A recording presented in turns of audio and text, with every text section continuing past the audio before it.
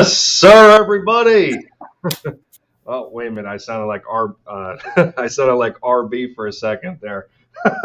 Good evening, y'all. Oh man, Thursday's finally here for me. Thursday.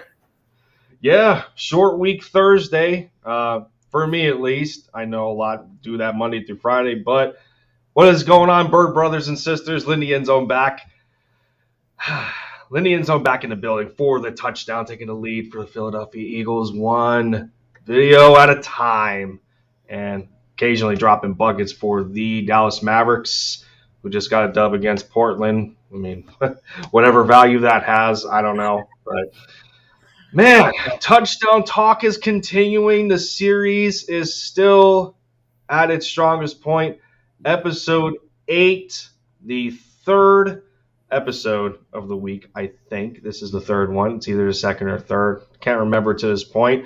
I've been doing a lot of other things, but however, somebody has, well, so to speak, risen from the grave a little bit. It took them a minute, but hey, man, they gathered the 7 Dragon Balls, wished me back to life. I'm here, so yeah, I'm back. Awesome glory. You know, sometimes life does get in the way, but for episode 8 of Touchdown Talk, it is a special one because of the guest coming back.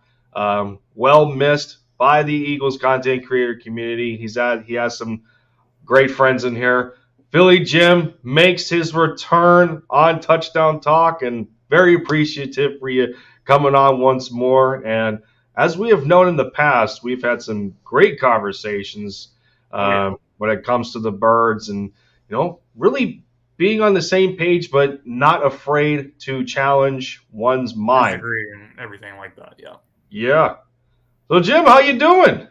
I'm doing fantastic, man, and I'm very appreciative to, be on Touchdown Talk. I know I've been watching a couple of the episodes that you guys have done already, so just keep up the good work with that, and I'm just ready to have the best conversation possible tonight. And that's that's one thing we're going to try and accomplish here. And well, I guess I'll start off by giving a thanks to everybody as well in terms of viewership and support. My channel has gone stagnant for quite a bit there, fluctuating subscriber counts and whatnot. And I have said plenty of times before that I don't care as much, because it's just more about what I'm doing on here. And if people are willing to come along for the ride, they're going to do so. But I guess because of that kind of transparency, the channel is growing again. We're over that subscriber mark of 210, hit 211. We've been stuck under it for a while, just in like that 2 to 205 range. But being that my activity has spiked a bit, I don't know. I guess that's what it's been. But either way, I appreciate everybody for the continued support and giving me that extra courage to keep something going that I love to do. Touchdown Talk has been pretty successful to this point, and it's more about the guests that I've been bringing on and trying to have somebody different on every episode, and it's been a success to this point. So, without further ado, because it's been quite a long time that Jim and I have really discussed the Eagles and haven't really talked about the 21 season very much. And I gotta look through the eyes of Philly Jim, so to speak, in that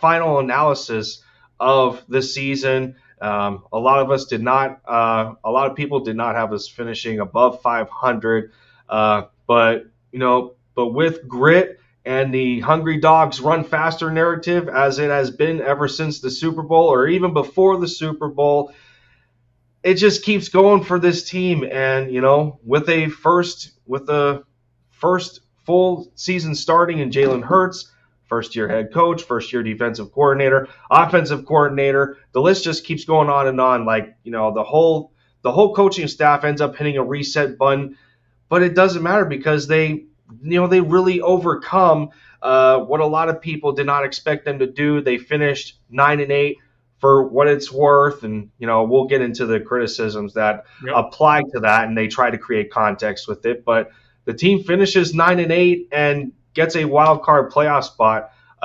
So take me through your expectations with 2021, what you've seen throughout the year, and how did they stack up to the expectations that you set for the team? Well, to be honest with you, I wasn't surprised at all that the Eagles finished the way that we did, just because I knew that the team was better than they were in 2020. Made certain upgrades to the roster. You take a guy like Devontae Smith in the first round, who was drastically going to change our receiving core just with his ability to get separation and catch the ball and everything have you. And we saw that he broke Deshaun Jackson's rookie receiving yards mark for the single season. But I just wanted to see some growth from Jalen Hurts, and I believe that I did see that. Now, I'm not saying that he's perfect, but anybody who's coming their first year starting as a young quarterback, there's going to be ups and downs. And when you look at the other quarterbacks who are starting their first year, when you look at the Zach Wilsons, when you look at Trevor Lawrence, Justin Fields, all those quarterbacks that came into the 2021 class, Jalen Hurts outperformed those guys. He played at a higher level than they did. He elevated the team.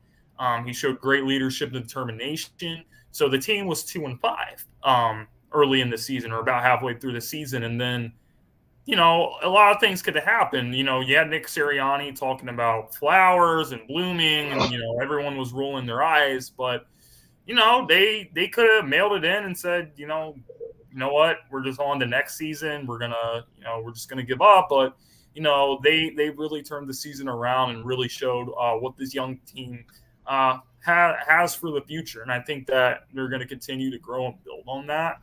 So I had us finishing 9-8 actually. So my overall prediction was pretty much spot on, because I knew that we had a lot of tough games against Tampa Bay, Kansas City, a lot of very good teams that were in the playoffs last year. And then I saw that we had a lot of winnable games. So when I looked at the winnable games, I said, this team can win 9 games. They can win 9 games, and that's going to be enough to contend for the 7th seed. I think the Eagles get in the playoffs, and that's pretty much what happened. The only thing I would say I was really wrong about is I did not think the Dallas Cowboys would win 11 or 12 games. I did not see them being good, so I kind of thought 9-8 might be enough to win this division, and it wasn't. But the Eagles did a lot of good things. It wasn't perfect by any means. It wasn't pretty. But coming into a first year with Nick Sirianni coaching the team, Jalen Hurts first year starting the full season, you kind of set a good standard to build on going into next year. First year, you get in the playoffs. It didn't go the way we wanted it to against the defending champion Buccaneers, of course, but it is still something good to build on going into next year, because you kind of have already set a standard with this new culture, with the Sirianni and Hurts era kind of beginning in Philly. Yeah, of course, that playoff game is not the way that you want to go out finishing a season whatsoever, especially when, a lot of people felt that you didn't belong there, and, in other words, the team wasn't good enough to be in the playoffs. That's what people were basically saying. Like, what are the Eagles doing in there? And some even had the nerve to say, like, Washington would have gave Tampa a better fight and yada yada and what have you. But it's I don't know about that. It's wish-wash to this point, But I mean. There was points in this season where we thought, maybe Sirianni was influenced by Gardner a little too much, and maybe that's a hobby that he has on the side when he gets his vacations in the off season, going back home, and and whatever. It sounded ridiculous, but Sirianni is that kind of guy that the method to the madness he possesses isn't It doesn't feel generic to football, but it didn't matter, because he was able to put something together in a way in how he used analogies and such that threw a lot of people off, and he was still able Certainly did. to accomplish something out of nothing. And well, accomplishing that something is what Joe Judge couldn't do for the Giants in 2 years. Sirianni in his first year got the Eagles to a playoff game, whereas Joe Judge couldn't do it in the same division. And and for what it's worth, Ron Rivera was dealing with injury issues all year for Washington, and they had some higher expectations with Fitzpatrick as the starter. Didn't work out there, and and they had multiple experiments with other quarterbacks. Nothing really seemed to click until late with Taylor Heineke and trying to work something out with him. And a lot of stuff really fell apart in the NFC East, while it seemed Dallas started to hit the hype button. And once that deactivated, they couldn't back it up. Like they were masking their deficiencies with the look of a high-powered offense and beating up on bad teams just to fall flat on their face. And well, 27 years will do that to you of unsuccessful NFC Championship game appearances. A team that flaunts 5 Super Bowls and hasn't gotten anything done in a quarter century. I don't know what they're 26 years to be proud of. I'm sorry. And to really put that into perspective, one of the co-hosts on my show, The Gauntlet, Dom, he's a diehard Lions fan. He always brings up that the Dallas Cowboys hasn't been to the NFC Championship in 26 years. The Detroit Lions haven't been there in 31 years. So Dallas is they're kind of catching up with them in that perspective. It's almost been 30 years. So when you think about these two franchises, yeah, that's not good company that you want to be in. No. So if we continue with the analysis of how the team looked throughout 2021, of course, the focal point of that team that follows the play callers, the quarterback, and how the quarterback is able to carry out his job. Jalen Hurts' first full season as a starter. Yes, we're not going to break it down in a matter of comparing him to rookies, because it for one, it doesn't exactly make sense, and two, in my own personal experience, I got roasted for it because I made an impulse mistake. But if that's not the here nor there, I got roasted for it. But I added context too late into the conversation. But we won't keep going with that.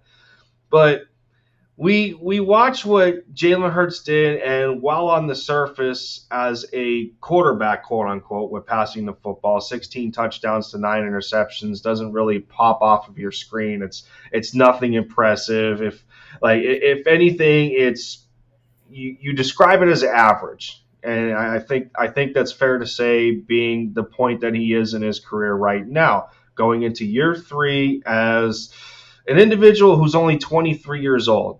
So, for perspective, Russell Wilson, we were talking about it backstage. Russell Wilson is 34. So I mean, you have an 11-year age difference in trying to groom a quarterback who, for extra context, was a Heisman runner-up in his class. And this kid ends up being projected as a 4th rounder. He gets taken in the 2nd, and he does have some glaring deficiencies, and that's where most of his game has to be focused on in this offseason. And a lot of that is, it's not only going to rely on him, it's going to rely on the head coach, and especially his quarterback coach, who knows him personally, and Brian Johnson. Now, I thought the idea was great at first, but I have my reservations at the same time, because we already know when there's like friendly or personal ties between a member of the coaching staff and one of the players, a la what we've seen in the last regime between number 11 and Press Taylor, how much of a disaster that was. You can't help but to think that you don't want history to repeat itself. Right. But when you assess how well Jalen Hurts did at times, because he did have some blunderous, I mean, embarrassing games. Let's Yeah, not, let's not sweep them under the carpet because they happen. And if you include his rushing numbers, I mean, he had 26 total touchdowns to 9 interceptions. And when you look at that on the right. surface, that's a lot better than 16-9. But throughout the year, in you observing the growth of Jalen Hurts compared to those 4 lone games, and coming in at the halfway point of the Green Bay game in 2020, was there how obvious was the growth of Hurts as a quarterback when he gets a full offseason to prepare to compete as the starter? He Yeah. wins the job, and then there's this chemistry development with a new head coach. So, like I said, how obvious were some of his growth patterns throughout the year, and if there's anything that you can necessarily point to that Yeah. he did improve upon, and the biggest areas you feel that he didn't improve on that would allow him to take the next step as an NFL quarterback. Well, Jalen Hurts came into the season, and a lot of people didn't know what to expect because when you look at Hurts, he has not played in the same system in quite some time. So the last time he played in the No. same system back-to-back years was all the way when he was back in Alabama. So he went from the Alabama system to the Lincoln Riley system in Oklahoma to the Nick Sirianni or to the Doug Peterson system his rookie year, and then the Nick Sirianni system. So it's been 4 straight years. So I think that Hurts going into his second year is going to get a lot more of a handle on everything. And as we saw the year go on, he had some moments where he was really erratic in the pocket, missed a lot of reads, wasn't seeing certain parts of the field.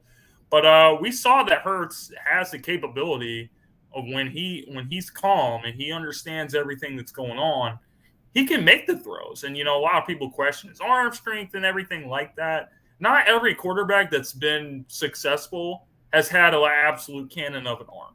So Jalen Hurts can Mm-hmm. make the NFL throws that he needs to make. So for him, it's just going to come down to the same kind of thing that we said with Carson Wentz, and we're going to see what separates Jalen Hurts from Carson Wentz, the guy that he ended up passing up or taking his job essentially. Working on the mechanics, working on the fundamentals of the quarterback position, working on understanding, the field, where guys are going to be making the anticipatory type of throws. Those are the things that Jalen Hurts needs to work on. And that's pretty much it. I like everything else that Jalen Hurts brings to the table. His intangibles are second to none. No one questions this guy. When Carson Wentz was here, everyone was bringing up, is this guy a leader? Is he this? Is he that? And then there was a whole debate with Nick Foles.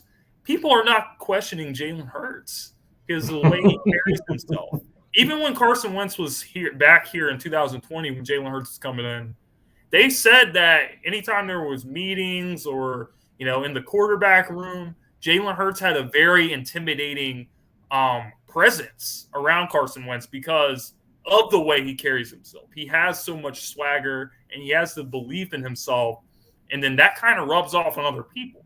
That's why when all this criticism was coming out about Jalen Hurts, can we go to Minshew? Should we do this? Should we trade for Russell Wilson, Aaron Rodgers, Deshaun Watson? All this stuff was going on. Jalen Hurts was just sitting there and he was like, listen, man, I'm above it all. I'm not worried about that stuff. I'm here to do my job, put the work in. That's what he consistently does. And as long as he continues to have that great mindset that he has, even at his very, very young age, that's going to carry him and take him to a whole nother level. Because when you look at the guys that Carson Wentz is an A-plus talent. He's 6'5", he's got a strong arm and everything like that, but he doesn't have this up here. And that's what has held him back, as we saw this season with the Indianapolis Colts, with Frank Reich, who was supposed to return him to his MVP form. And we saw in the Jaguars game, that is not what happened. So Hurts is built different. He has a different mentality, mindset, the way he attacks things, rubs off on other people. The whole team's behind him and supporting him. So as long as Hurts works on the fundamentals of the game and gets better at that, he's going to have a very good career with the Philadelphia Eagles. And I strongly believe in Hurts.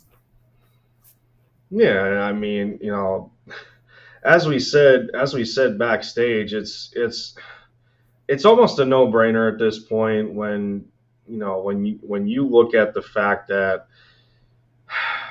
it takes time, it takes patience for quarterback development, and there's no reason not to say that he's like, this is it, like this is his ceiling.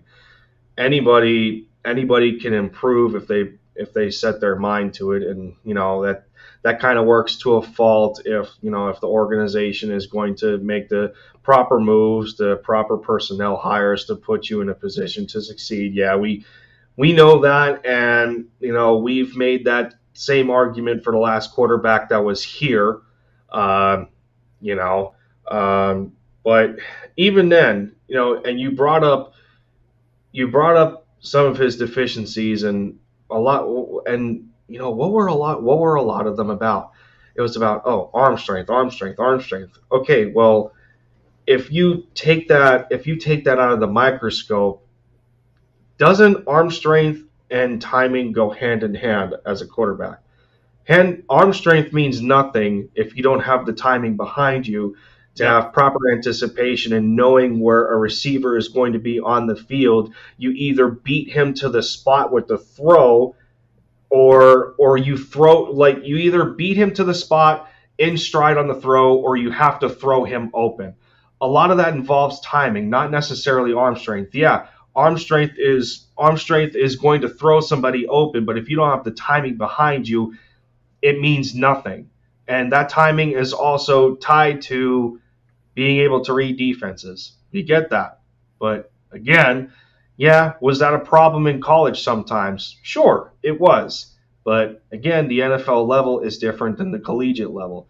So a lot of these things take time to develop. But you have to wonder if the right coaching personnel is around Hurts. And yeah, I'm not going to bring that question up right now, because there's a lot of guys that just completed their first year, not just at the position, but in this organization specifically. And while I do understand Brian Johnson has a very close personal tie to Hurts, in watching Hurts play this year, and there's areas of his game where he was slow developing, it makes me wonder what Brian is actually doing in a positive way to help continue Hurts to get better at certain aspects of his game on a weekly basis, because I don't think it was either fast enough or consistent enough. And if we're putting as much emphasis as we are into a quarterback's development like that, then you kind of have to question, in a sense, how far is the coaching bringing him along? Is it setting him behind, or is it moving him forward? And I think that's another question that we have to put in the back of our minds when we go into this next off season, to try and figure out what kind of quarterback Hurts is, what are we going to have in him, what his ceiling is. We don't know any of that right now. 1 year of starting experience isn't going to tell you that, because if you think about it, well, all right, there's no homework to study. There's nothing to fall back on. Now that there is, you can go and research where your mistakes are made and improve upon that. Yeah, you can. Yeah, you're supposed to do that during the regular season too, but there's more of an emphasis on it when you're in the off season. You have the time to go over each individual game, and where you were starting to trend up, where you were starting to trend down, what made you successful in this game, and so on and so forth. that's why it was as sporadic as it was, where, you take 2020, the Arizona Cardinals game, where him and Kyler Murray were going toe-to-toe. His timing was impeccable that game. He wasn't fazed by getting down 16-0 and taking a safety. He kept fighting and fighting and fighting. All right. Well, then you get to this year. He bombs 2 games against Tampa. He gets into a firefight with Patrick Mahomes. For what it's worth, they still lost that game. He goes to Denver and has a great game throwing the football while he had a running game to back him up. And of course, I think we know at this point how valuable the running game is to a young quarterback in terms of keeping them in rhythm. And, that was one thing that the team struggled with in their first 7 games. And that's what, kind of allowed them to get to this spot where they were 2-5, because of the over-reliance on trying to make Jalen Hurts throw you to a victory in football games. It's just, we get that the NFL is a passing league sometime, but, sometimes there's no school like the old school. And Hurts was just in that position where, you need a run game to help him out a little bit. And that's okay. Why are we acting like it's a problem? And that's the part I don't understand, where, what's up, Birdman? I love you, man. And you already know the sticker's there. The sticker's there and everything. And that's one thing I'll have to pause in a couple of minutes about and talk about it. But as we see, and we're pointing out here, we don't have time for projects. We need a reliable quarterback. We're running because you can't see the field. 1 year's enough. It's a bit, well, okay, so I wouldn't say that Hurts. It's starting all over again. We're acting like, why are Taysom we Hill acting is a like project, Birdman. Jalen Hurts is not a project. Jalen Hurts led this team to the playoffs. You guys can talk about Minshew all you want, but if you put him in the starting position, I do not think that we would. No, and this is where my issue comes into play here, Jim. We're acting like Hurts is the primary reason that this team was held back to winning only 9 games. That's completely false. When you look at the roster that was around Hurts, yeah, we did make some offensive improvements, but those offensive improvements were in the means of the best receiver out of the college draft. He wasn't an NFL pro prior to this. So you're talking the best receiver in college football. He even still needs work to be an NFL receiver. So why are we worried about Jalen Hurts? See, that's where the argument kind of contradicts himself. That's where it contradicts itself a little bit. Yes, it's a different position, but when you're the best at your position at the collegiate level, and then when you translate to the NFL, and then you realize, well, some of these guys are Pro Bowlers already. They know the nuances of the game, and okay, well, I'm not that guy anymore. I still have work to do. So if Devontae Smith has stuff to work on in the NFL, then that doesn't, why are we elevating the urgency in no, Hurts needs to be good right now. Like, exactly. For whatever reason, and I don't get it. Like, exactly. It feels like this team is ready to win a Super Bowl when that's completely not the case. I mean, we're very far away from that. It's like you must not have paid any attention to the defense this year. You must not have paid attention to the inconsistency at the wide receiver position. You must not have paid attention to the lack of depth at the running back group. You must not have paid attention to the lack of depth at the tight end spot. That's the problem with this football team. There's not enough depth to get you to the next level in terms of reaching NFC championship games and having the quarterbacks back, in that regard to reach Super Bowls and whatnot. We're not there yet, especially after transitioning from 2020. So what's the problem in taking time and patience and trying to home grow, as you say, Jim, a quarterback to Yeah. maybe take us to that level? And while we have the assets right now with 3 first-round picks, we have the opportunity to build around somebody instead of wasting the assets we've acquired in fleecing other teams through these trades and just throw it all away for a quarterback that we think is going to put us in a in a win now Super Bowl or bust type of season when the team just does not have the talent around that quarterback to succeed. Yeah, and I like a lot of the things that you brought up, and what I always kind of like what you're talking about. No one wants to be patient and everything like that. Whenever these things kind of get brought up about, oh, Jalen Hurts is a project, he's this, blah blah blah, I call it the curse of 2012. When you look at the 2012 draft, that was a year Andrew Luck, RG3, and Russell Wilson. All three of those quarterbacks came out of the draft. They all had really good seasons.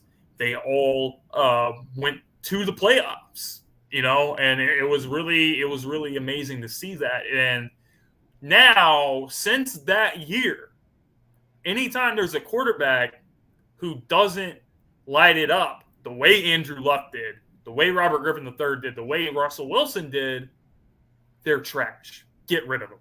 1 year's enough. People don't have the patience to let a guy develop. Jalen Hurts got better as the year went on. And one thing that I have said is that you can't put everything on Jalen Hurts. Yes, Jalen Hurts has to get better at reading the field. Yes, in the playoff game, he missed Devontae Smith. Devontae Smith was wide open. We get all of that. But what's really going to hinder his development is not having a consistent another consistent receiver on the team. Look at that playoff game. The film doesn't lie. Jalen Reagor, who we drafted over Justin Jefferson, was getting manhandled at the line of scrimmage. He cannot even win against man coverage. And not only can he not win against it, he doesn't even try. When you look on the film, you can tell that this guy's not giving it 100%. So when you have a guy like that, it only takes one bad apple to spoil the whole bunch. So that's what's messing with our offense. And that's why a consistent wide receiver too. And there's going to be a lot of good guys we can go after in free agency. There's Allen Robinson. There's Mike Williams. There's Michael Gallup. There's Chris Godwin. There's a lot of guys we could pick up that would really take this offense to the level that we need to be at. When you look at the other quarterbacks that have developed, look at Josh Allen. His first 2 years was not playing very good. He didn't have like the requisite weapons. They get a guy like Stephon Diggs to be that reliable guy for him, and he's on another level now. So would the Buffalo Bills be calling Josh Allen a project after his first year, after his 2 years? No, they put him in the best position possible to be successful. And when we have a quarterback on a rookie contract, that's what it's about. It's about taking these couple of years that you have with him on that rookie deal when you don't have to pay him a big amount of money, put the talent around him, and then we're going to see him go to the next level. So if going to the playoffs, passing for 3,000 yards, rushing for over 700-something yards, 26 total touchdowns, if that's a project, then I would like to know who else is a project. Is Lamar Jackson a project? Lamar Jackson won an MVP his second season. When people said a lot of the same things people are saying about Jalen Hurts, oh, he can't do this, he's not a good passer, he can't read, blah, blah, blah. Lamar Jackson won an MVP his second season. So if you want to push the narratives about that, then, that's your business. But Jalen Hurts is built different. He has the mentality. He has the work ethic. He has what he needs to be successful. It's just a matter of working on these things. And there is no question that he's going to work on these things. He's not Carson Wentz. He's not going to go to North Dakota for 4 or 5 months during the offseason and go shoot ducks the whole time instead of working on his mechanics. That's not who Jalen Hurts is. So I'm ready to see what he does and takes the next step going into his third season as a quarterback.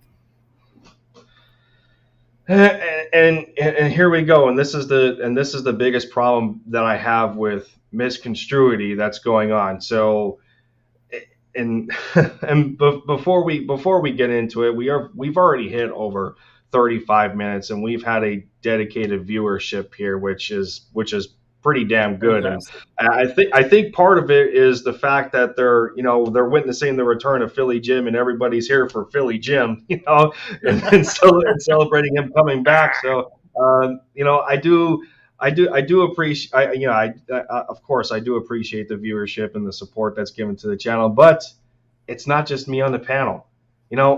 As it's easy, give Jim a quick click.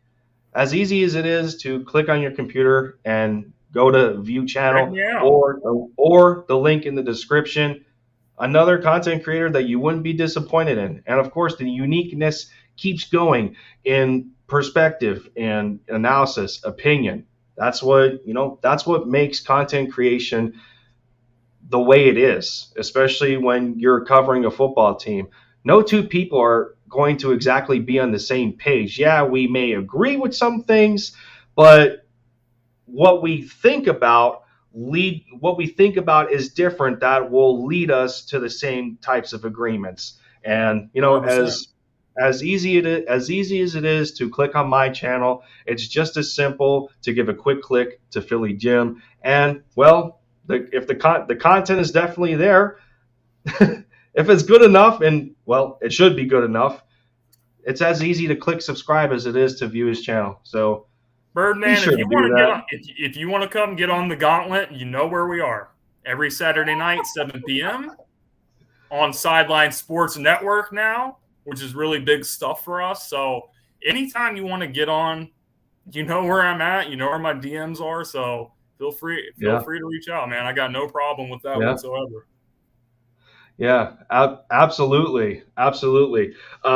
So, I mean, speaking of the gauntlet, and I don't necessarily want to cut into the show too much here because we do have to get back to this conversation before I forget about it. But you've been talking on Twitter on something that something very special that's about to happen, and it involves the gauntlet for Sideline Sports. And for anybody that it's been a long time since you coming back to the channel and being active again, and if people haven't been on your channel in a long time, they got something special to look forward to that's been in the works, 100%. And you're pretty damn proud of it. So give a quick minute and let the people know what's going on for the Gauntlet. So, guys, the Gauntlet podcast has recently signed with Sideline Sports. We're still working out some details, some negotiations, but just know that this is going to get us really high up. I'm really going to start covering the NFL a lot higher than what I have been. So I'm actually in the works of getting more credentials with the media. So I'm going to have more opportunities to, potentially talk to, players and coaches and kind of like ask them questions and all that kind of stuff. And, anytime you're able to do that, it's going to bring something extra to the show. And, we're excited about that opportunity. But, I'm the same person that I've always been. So just because, we're having, great opportunities come to us doesn't mean anything's changing. So if anyone wants to be a guest, Lindy, Birdman, anyone wants to get on the show, you guys are more than welcome to do it. We're live every Saturday night at 7:00. So you guys can feel free to check us out. We cover everything that's going on in the NFL, not just the Eagles. So and we got Dom, Jay, Tyler. Tyler is a Packers fan. Jay is a Houston Texans fan.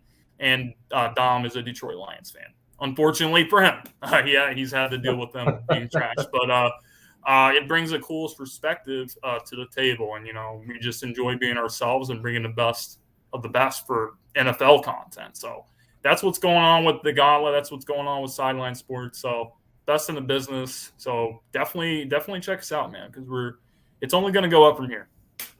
That's a massive congratulations to what you guys were able to accomplish. And yeah, people, the gauntlet has been around for quite some time. Every now and then, I'm popping up on YouTube. I'll see them live. They're, and it's a studded array of different individuals that that support their fan base. And sometimes in terms of content, the conversations do get pretty interesting, and there'll be some roasting in there and everything, and trying to be the top dog on the panel. So I mean, yeah, that's the kind of dynamic that a lot of people try to accomplish, and sometimes it's hard to do because there's a lot of dedication involved. And well, that's where the respect of your hobby comes in, and as long as you keep on it, that's the support is going to follow, and it has shown for your channel at this point in time. So yeah, massive congratulations to the Gauntlet in getting this going. So with that said, we got some more to talk about with this Jalen Hurts situation, man. Because I'm still on the tangent. I am not done. I don't care.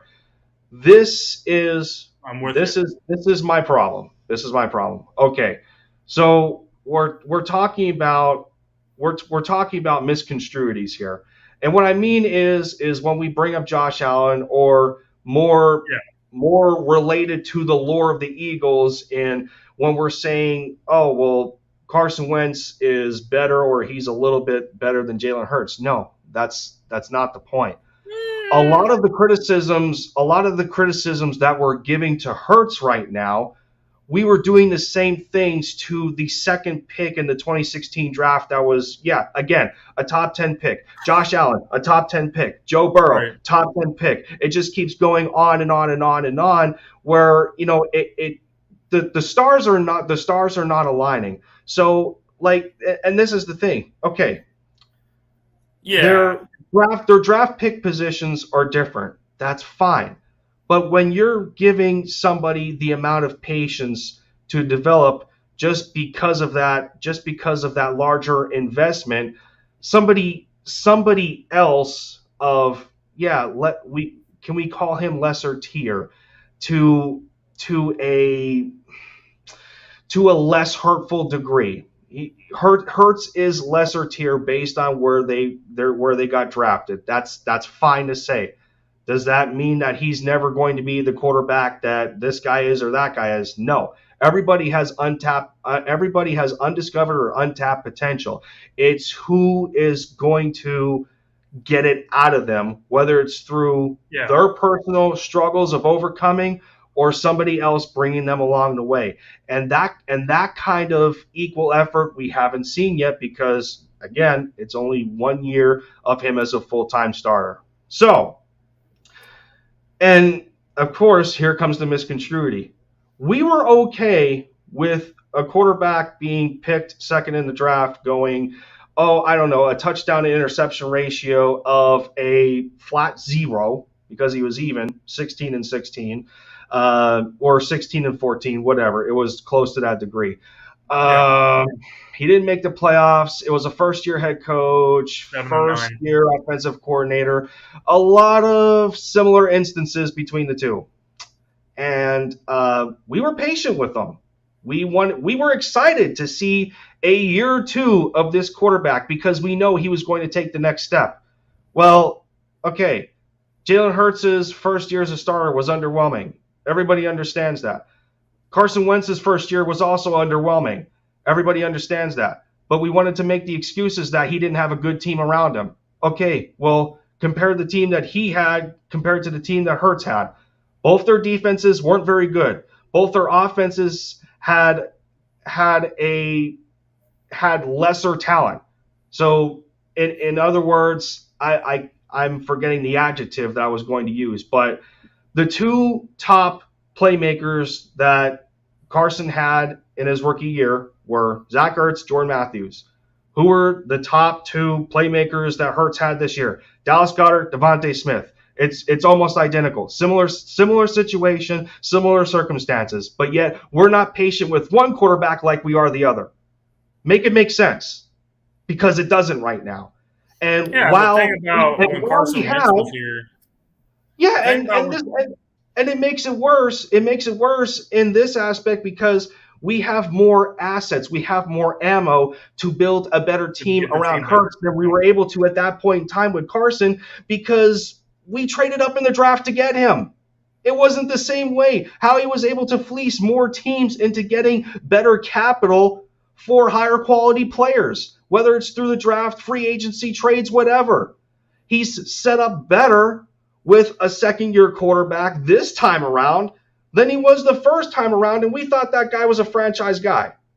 So what are we talking about here? We're not even letting him breathe fresh air to see what he's going to be in his next year. I'm just baffled by the lack of impatience that there is in this fan base, because we're so damn hungry for another Super Bowl. We don't want to wait for Everyone another wants to half win another decade. Super Bowl. But Winning a Super Bowl does not happen overnight. It takes time. We have to build the team up to the best level that it can be. And if Jalen Hurts doesn't perform at the level we need him to, once that happens, then yeah, Birdman, all you guys, you guys have a better argument. But after one season, saying that it's a project, it's this, give up on him, there's not really a lot I can do with that. So this team has holes on the defensive side of the ball, really in particular, that needs to get fixed, especially at the linebacker position. When you look at the defense, is there any really real defensive playmakers outside of Darius Slay? I'm talking about a guy that is going to make a play on defense. It's going to, change the outcome of the game. Other than Darius Slay, like who do we have back there? Javon Hargrave had a good season. Losing Brandon Graham was a much, much bigger loss than anybody realized. So our pass rush was actually one of the worst in the league. We're close to the bottom in sacks. So we got to build this defense up to a much higher level.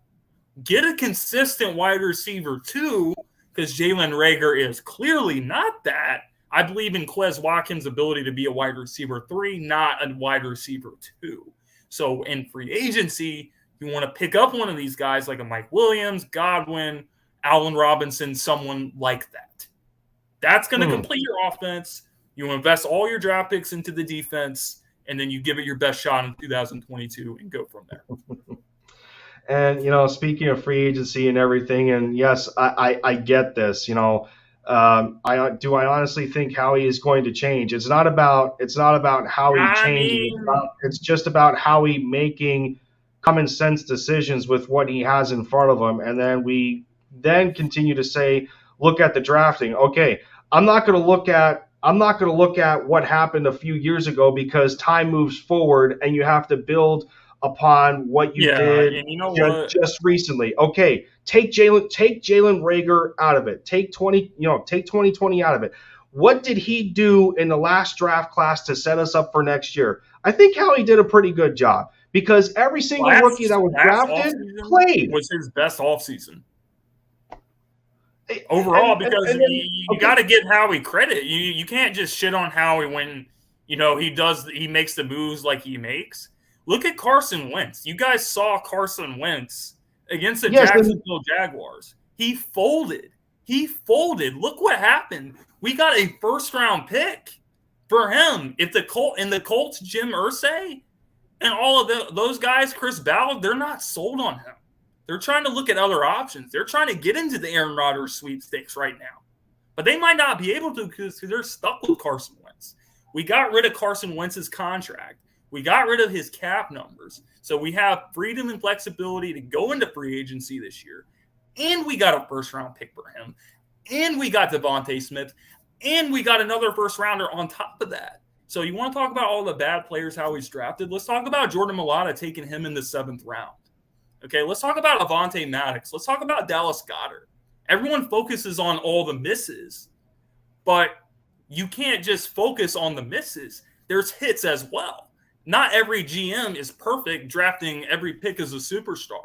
That's not how it works in the National Football League. You have hits and you have misses, and that's the way it works.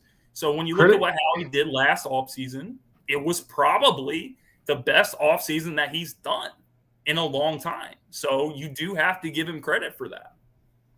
Criticism's fine until you start to cherry pick, and then it just makes you look worse and worse. That's what's happening here. And then, speaking of free agency, okay, now I do want to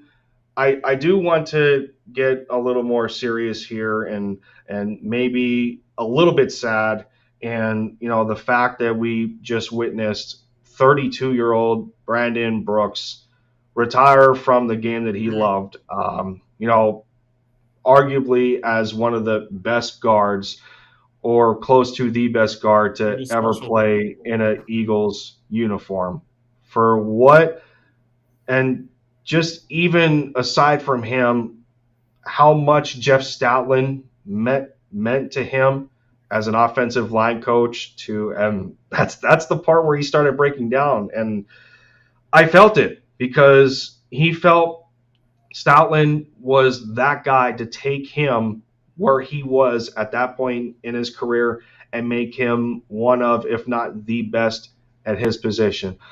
All those games where we witnessed that domination on the right side of the line between him and Lane Johnson, how they just took over football games for how damn good that they were. And the funny part is that we seen, and call me crazy, but we did see a little bit of that between Jordan Mailata and Landon Dickerson this year. I think that's pretty fair. As big and mighty as those two are on the left side, is that looking like a bit of a copy of Brooks and Lane on the right side? They're getting there. And that's only a testament to how on that side of the line for years to come. Those guys are going to be great. And I get it. I get the fans that would want to move Landon to center because of the fear of Kelsey retiring, but you don't fix what's not broken, especially for how good that Mailata and Landon have developed a chemistry on the left side. And that being Hurts' blind side, I don't think you want to make any unnecessary adjustments, especially when Jeff Stoutland is your offensive line coach, what he's been able to do with guys in the trenches for how many years. I mean, it goes without saying that I feel there's times where Jeff Stoutland is one of the most underappreciated individuals on that coaching staff. And to me, he doesn't get recognized enough.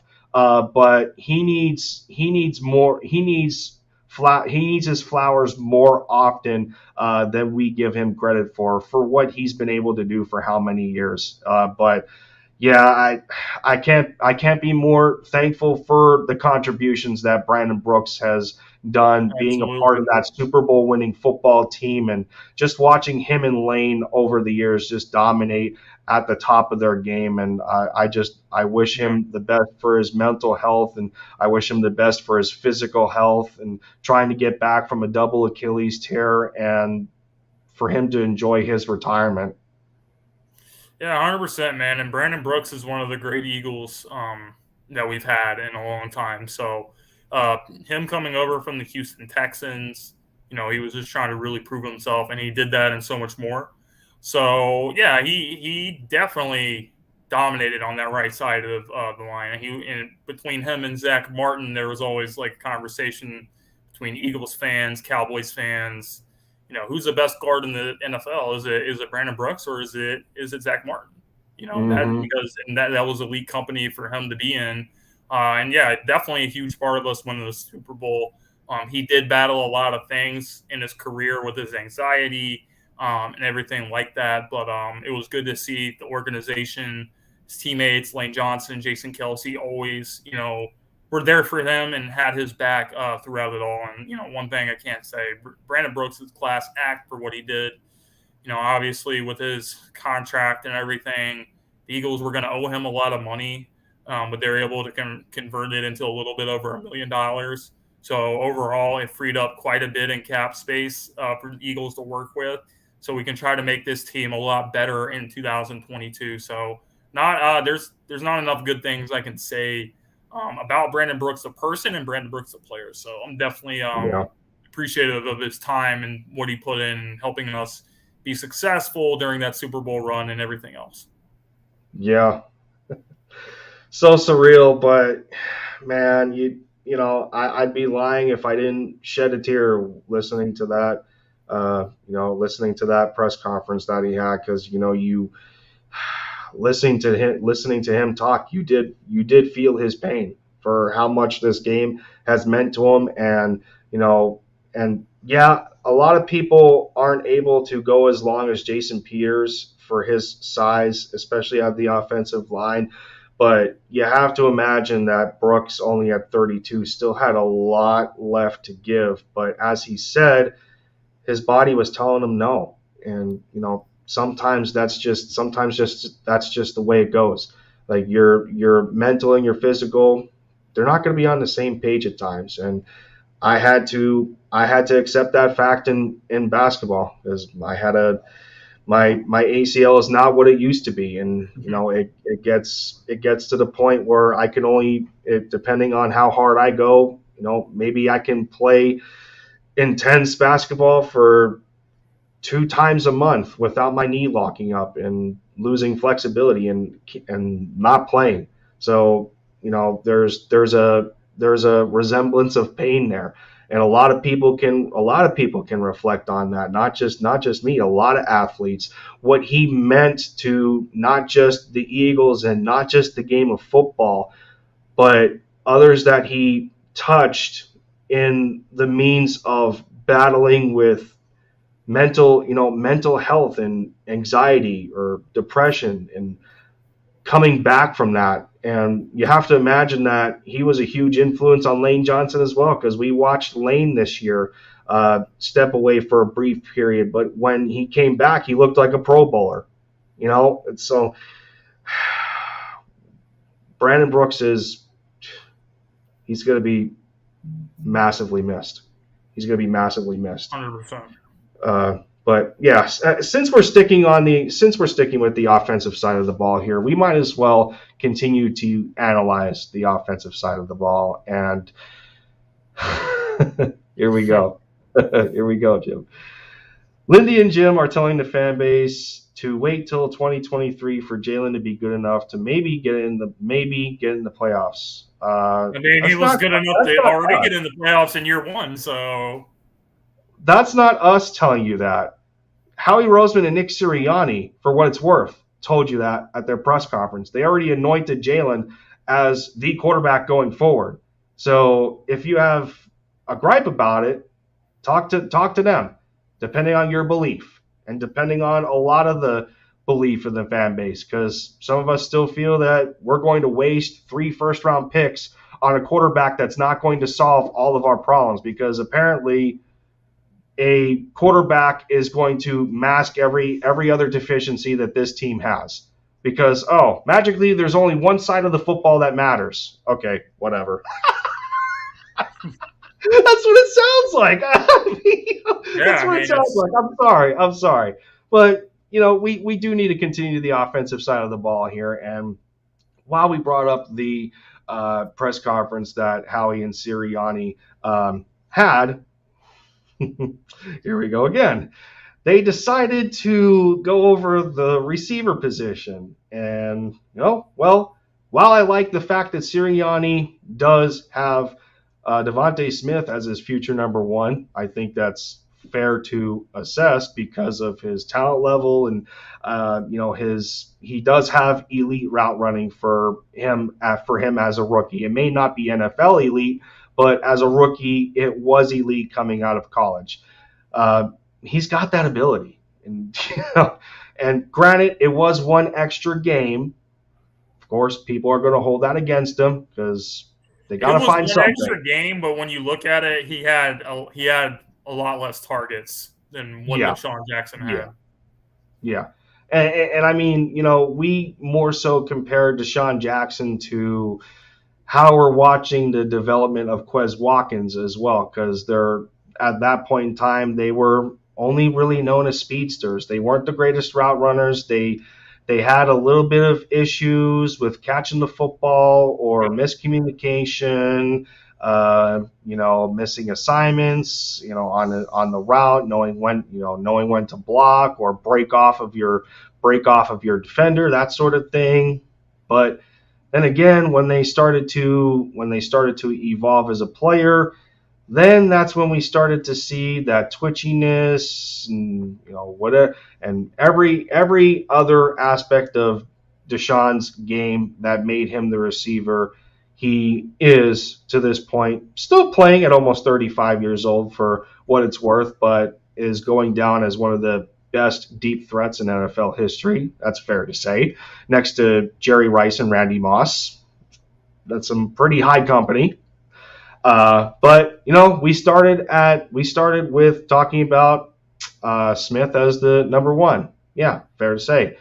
Then Sirianni goes on to talk about that he feels Quez is a good number two and is one of the better number two-esque receivers that he's been around in his time in the NFL. And while I don't completely agree with that because of the lack of experience and the developmental growth that Quez still has to go through, Sirianni was right in terms of the dynamic between Smith and Watkins, where they have a opposites attract kind of chemistry going on there, where you have a certain reliability in Smith to go on more complex routes or get that quick short yardage of being there when you need him, and you have your threat of somebody that can beat you over the top in Quez. So that does make sense there.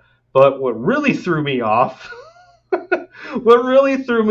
is hearing a former first round pick as the number 3 on this football team. Enter Jalen Reagor. And while we all know how disastrous he has been to this point, it is good to hear that the same disappointment that we share also reflects on what Sirianni and Howie Roseman have seen between him as well. And they're not oblivious to the amount of work that he needs to show and he needs to prove in terms of where he was selected in this draft class. So are you really taking does anything about that take you any deeper in regards to how Sirianni sees his primary core receivers? Not really. I mean, yeah, that's pretty much. I'm not gonna say I expected him to say that, but that's pretty much been my mindset of our young receivers. You have Jalen Reagor, who was a first round pick, who's at best the third best wide receiver on the team.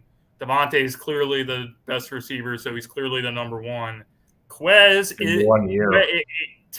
Technically, Quez is the number 2 in terms of what he brings to the team, his production, everything like that. But Quez is more suited to be a number 3. He will be at his best as a number 3. That's why I say we need to target a wide receiver in free agency. And there are so many good ones we can go get. We can go get Allen Robinson. We can go get Chris Godwin, even though he's coming off an injury. Gallup's coming off an injury.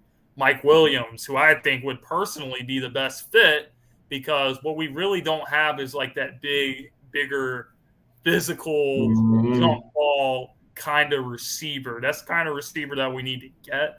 And otherwise, in the draft, guy like Drake London would be a good fit as well. But you need a real number 2 wide receiver out here on this team, because that's what's missing. That's the missing ingredient of this offense. We have everything we need on this offense. We have a great offensive line. We have a great young tight end. Even Tyree Jackson, even though he had another pretty serious injury, he could be a good second tight end behind Goddard, and he can continue to grow and develop his game as well. Devontae Smith speaks for himself, and we got a good stable of running backs. Look at a guy like Kenneth Gainwell, who had 6 or 7 rushing touchdowns this year. Catching the ball out of the backfield did really good. Miles Sanders, we need to get him more involved in the game. Coming back this is going to be a really prove-it year for Miles Sanders, so we're hoping that he can be a lot more productive. So we have it all on the offense. What we need is a legit number 2 wide receiver. Jalen Reagor cannot beat man coverage. He gets manhandled at the line of scrimmage. He does nothing for this team. Even on special teams, he's a liability. He had, 3 fumbles or 2 fumbles against the Tampa Bay Buccaneers in that game on special teams? What does he do that elevates this team? He does nothing. So the way you fix this offense is you bring in a legit number 2 wide receiver to this team, and there are plenty of them in free agency, and we do have the cap space to be able to afford at least one of these guys. Yeah, and hopefully I don't get struck by lightning by this, but credit to Howie Roseman for freeing up $13 million extra cap space with the retirement of Brandon Brooks. But he can't win. He can't win with anything that he does. It's almost impossible. And yeah, I'm not riding his coattails right now, but I'm being realistic in the situation that he's, like we said, he's not a dummy. He still has a job to carry out, and 100%. while he is involved in making some of these draft picks, that's also responsibility on the coaching staff. It's also responsibility even on the owner, because the owner is trying to advertise a product in the NFL that he wants to display, on game days. So, right. To put this completely at the feet of the general manager is a little bit ridiculous, if you ask me. When there's a lot more, hands in the pot or hands in the jar, so to speak, when it comes down to those kinds of decisions.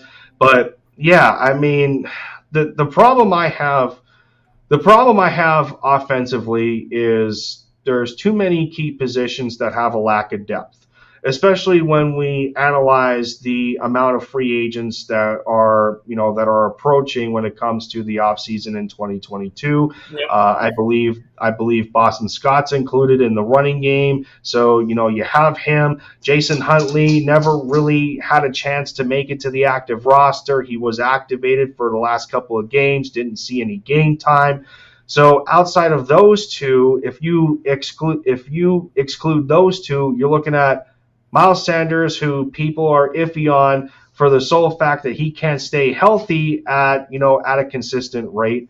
And Kenny Gainwell is only going to enter year 2. So he still needs time to develop in areas that are critical as a running back for that position. And unfortunately, Miles Sanders is still in that position as well, because ball security is still a problem. Him identifying which holes to take is still a problem. Having a bit of happy feet in trying to shuffle from one direction to another is still a problem. So, he's coming up in a contract year, and yeah, there's really nobody that we can fall back on, especially Jordan Howard.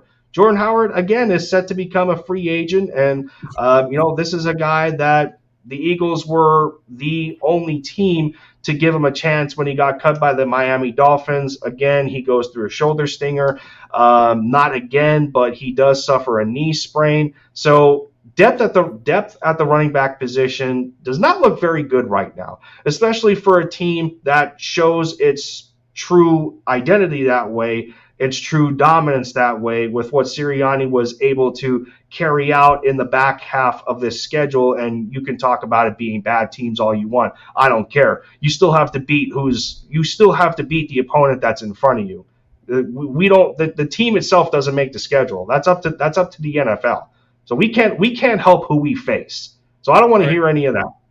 So, but yeah, the point is, offensively, there's a depth problem, and the defense shares that same problem. But I'm also going to go aside from the running back position, and I'm going to go to the tight end position. Tight end position shares the same problem. Yeah, we gave Noah Togiai a futures deal. Yeah, Jack Stoll looked pretty good as an undrafted rookie this year, especially at times where he had to be assigned as the number 2 tight end during the injuries that Tyree Jackson has suffered. Richard Rodgers was brought back in a pinch. He's a journeyman. You're not going to keep him around either. So outside of a developing Jack Stoll, a injured twice in a row Tyree Jackson, and the man you just paid to be the number 1 tight end in Dallas Goedert, who do you got? You don't really have anything, especially for a team that likes to run a lot of 12 and 13 personnel to have an advantage in that running game.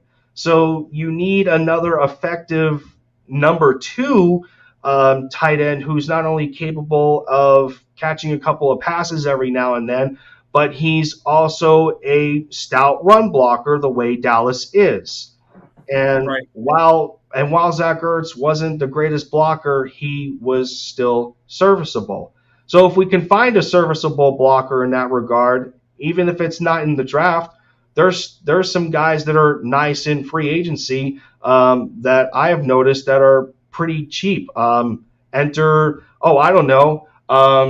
Njoku from Cleveland. He'd be a nice pickup next to Dallas Goedert. He's only 25 years old. Hasn't really suffered from many extreme injuries that kept him out for an extended period of time. He played 16 games this year. O.J. Howard from Tampa Bay, since their tight end position is already having quality depth to it. They like Cameron Brate more than they do O.J. Howard. He's another free agent. Robert Tonyan from Green Bay, another free agent that would be a good pickup for Philly if we don't take a tight end out of the draft. There's a lot of options at our feet right now that we can take, especially while we have the assets to execute some of these moves between draft picks and cap space. So, but a lot of that is going to be dictated on who the quarterback is going to be and how much of a gamble this team is willing to or not to take. 100%, man, and I agree with everything you said. But when I'm looking at what this team has done over the last few years, there's a few positions that they really value, and tight end is one of those positions. Just because, we've kind of always had a 2 tight end set with our offense for many, many years now. Even if you go back to when Zach Ertz was coming in 2013 out of Stanford, we had Brent Selleck here. So it was kind of like seeing the Eagles kind of move on from Zach Ertz. It was kind of deja vu because when Zach was coming in, he had Brent. And when Dallas was coming in, he had Zach. So Dallas, I know Dallas is only 27 years old, but eventually Dallas is going to be having a guy under him. So that's why I'm considering looking at one of our mid to late round picks on a tight end with some upside that has a good blocking ability, like you said, as well. And then he can develop the other parts of this game as a route runner and a pass catcher. So, yeah, I definitely think that some of these positions are going to have to be addressed. There might be some new faces in different positions in the running back field as well. So, but I definitely trust the team to, fill the spots as needed. And then, we'll go into 2020 with an upgraded roster. I'm quite certain of that. Yeah, definitely, man. This team's got a lot of work to do.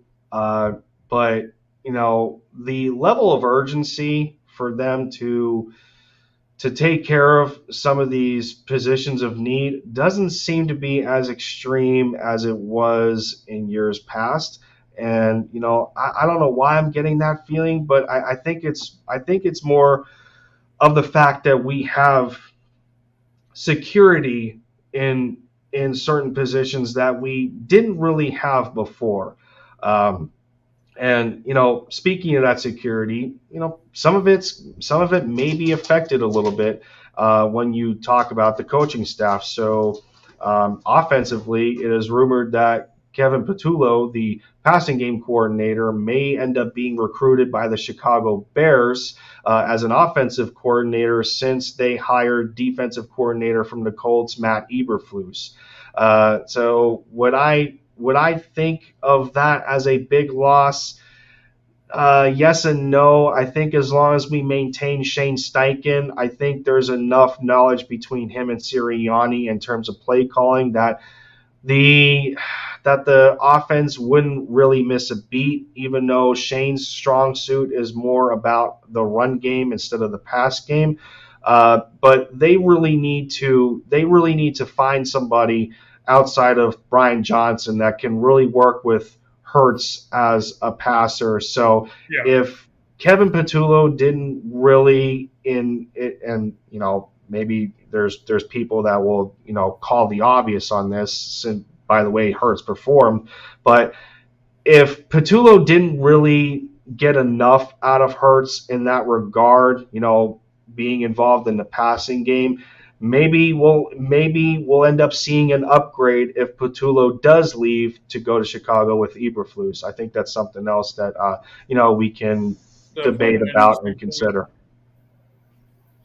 Yeah. I mean, I think the same can really be said for our defense, because we know that some people are up and down with Jonathan Gannon. There's a lot of head coaching vacancies that he's interviewed for. So I'm just wondering, what do you think about that? Do you think that it would be better off if the Eagles, if John goes somewhere and gets a job, would the Eagles defense be better off with someone like Vic Fangio coming in as a defensive coordinator, or, do you think that Jonathan Gannon kind of gets hated on a little too much by the fan base? He's really not that bad. Like, where do you stand on that with Jonathan Gannon?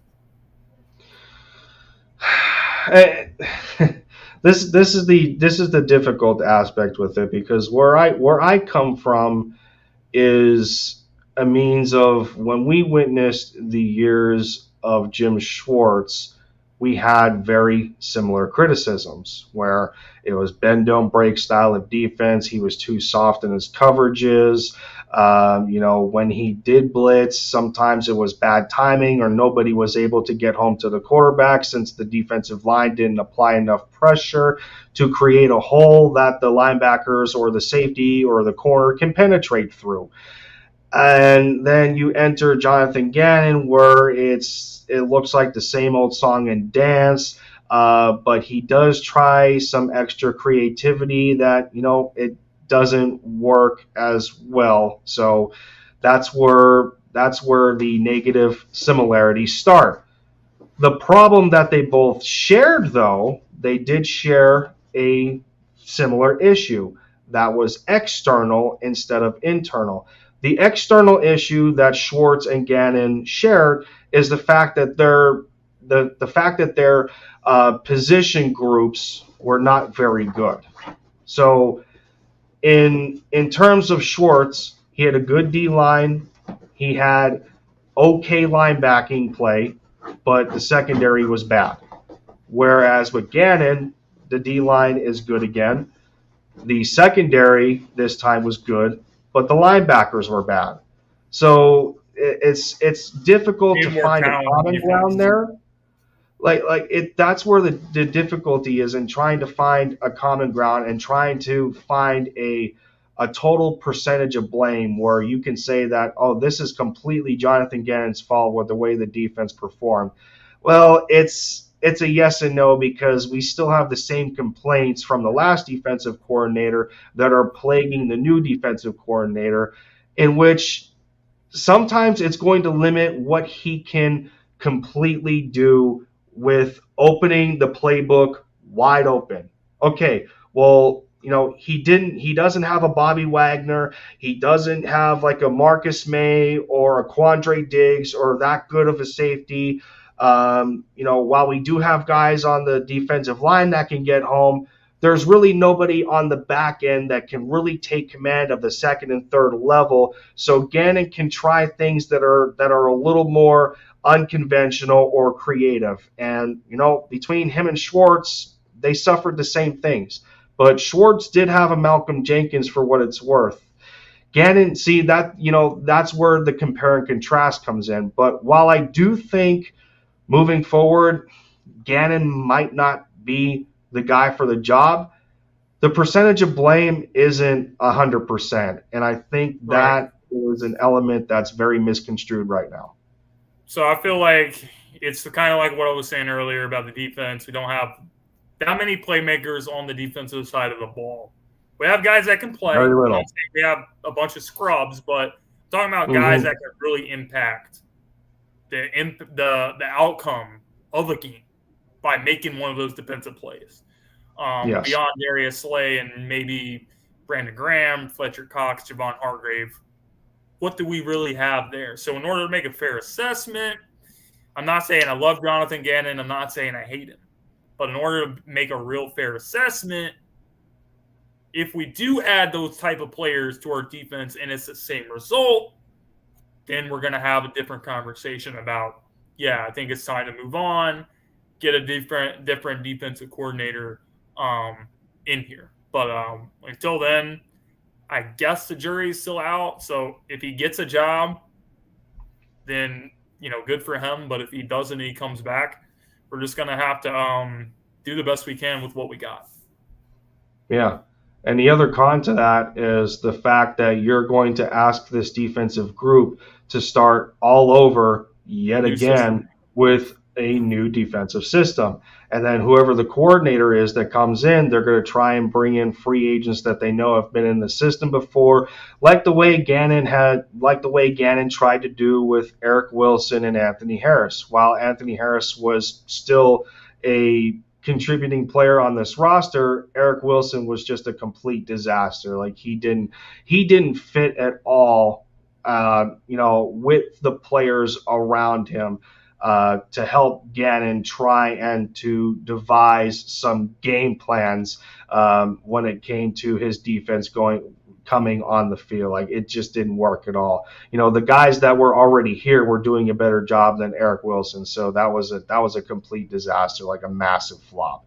So when you talk about guys like a Vic Fangio or some people are still campaigning for Mike Zimmer, while I don't agree with that, because you're just cranking it up to 11, going from Gannon, who was probably at a volume of 3, and then you get the actual product in Mike Zimmer that Gannon's defense was based off of, and you're getting the real thing instead of a dumbed down version. So I don't know how much of a difference that's going to make when we know that Zimmer has schemed defenses with players like Eric Kendricks and Everson Griffin, Harrison Smith, when Xavier Rhodes was there. Like he had the personnel to carry out the type of defenses that were as dominant as we were. That's not the case for the Eagles. So, more importantly, aside from the defensive coordinator position, we need to have the kind of quality and personnel that's attractive enough to want to bring a guy here with experience that's going to say, well, you know what? You guys are giving me something to work with, and I think we can turn things around. That hasn't happened. That hasn't happened lately. So, we can blame the coordinator all we want, but the same issue has still remained for the last either way, you still have a personnel issue that needs to be fixed. Yeah. So, when you talk about that, and, we're already approaching the hour and a half mark here, so we still haven't gotten to the defense yet.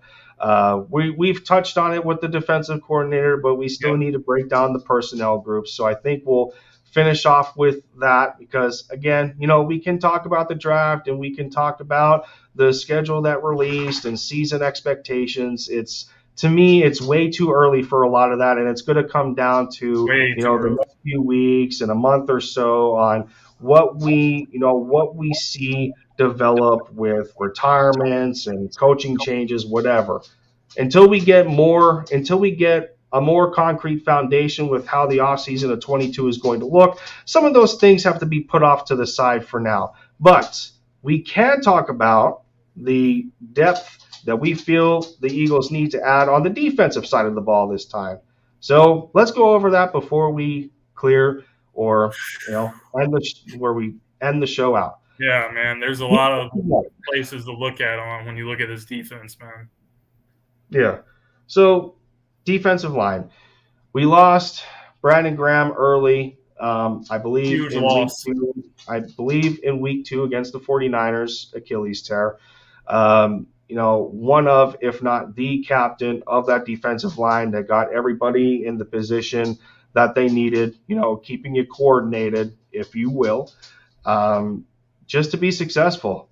Guys like Josh Sweat, Derek Barnett, some of the newer edge rushers, they relied on BG. And, BG's productive. The impact of that loss affected this team beyond belief prematurely. And that's going to be a position that is going to require some costs of picks. One of our first rounders needs to be spent on whatever the best edge rusher we can get is. Again, unfortunately, Barnett on that 5th-year option didn't pan out. We don't know where Brandon Graham is going to be coming off of an Achilles tear at 33 years old. Josh Sweat still growing as a player. Jonathan Gannon didn't use him right in certain sets. Then outside of him, you had a Jannard Avery who kind of rotated between the D end and the linebacker spot. Patrick Johnson did the same thing. Teron Jackson did the same thing. But a lot of those guys are still in development, as well as Matt Leo, who got his reserve futures deal, and a couple of other guys. Nobody really stands out.